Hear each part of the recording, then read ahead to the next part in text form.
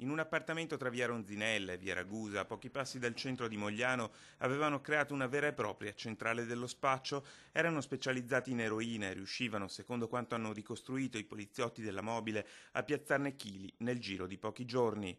Qui gli acquirenti arrivavano da Conegliano, da Vittorio Veneto, ma anche da Pordenone e da Mestre. Dopo le segnalazioni dei residenti, i poliziotti hanno cominciato a controllare i movimenti sospetti in zona ed hanno individuato 2 23enni ed un 31enne originari della Tunisia. Dopo gli accertamenti e dopo aver sentito a verbale alcuni dei consumatori, i poliziotti hanno deciso di eseguire una perquisizione che ha convinto il GIP a firmare l'ordine di custodia cautelare in carcere per i 3.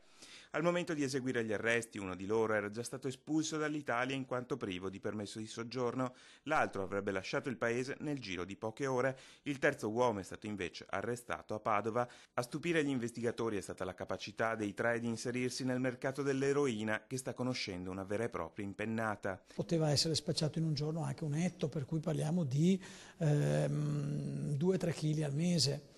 Per cui insomma spacci importanti. A rendere l'eroina particolarmente diffusa soprattutto tra i giovani è il prezzo concorrenziale decisamente più basso rispetto ad esempio a quello della cocaina. Qui siamo una droga che al grammo sta sui 15-20 euro. 15-20 euro è una cifra accessibile ad un bacino clientelare molto più grande, molto più giovane. Ad essere segnalati come consumatori di stupefacenti una ventina di giovani, studenti, operai e professionisti.